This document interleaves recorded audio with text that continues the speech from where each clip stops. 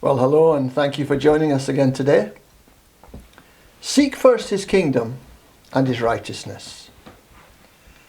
He needs to have the first of us, the best of us. We need to put Christ first in everything. God is calling us then to live a kingdom life here on earth. We are to seek first his kingdom. But what is his kingdom? Well, before you have a kingdom, you must have a king, a supreme sovereign ruler. Who is the king? Jesus Christ is the king. God is the king. Now, if God is the king, he must have a realm or domain in which he rules. The definition of kingdom is the domain, realm, sphere over which the king rules. So the kingdom is that over which the king rules or reigns. It is the domain of the king. The kingdom is the place over which he has total rule. Of course, we could say that God rules over everything, so it's all his kingdom anyway. But the kingdom is also used in a more specific and limited sense, in that God chose to delegate a measure of his authority to man.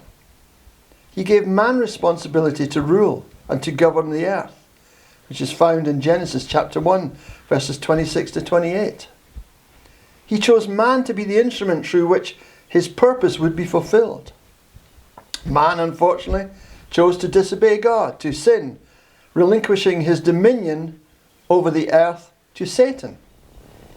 Consequently, we live in a fallen world, with many in rebellion and disobedience to God and his will. The kingdom then relates to those who have voluntarily submitted themselves to his rule. It is where his rule is acknowledged and acted upon. It is the reign of God in the hearts and minds of his people. It is a divine society where God's will is done perfectly as it is in heaven. Its citizens know that they are empty and have nothing outside of Christ and his rule. That the world and its ways are empty to them.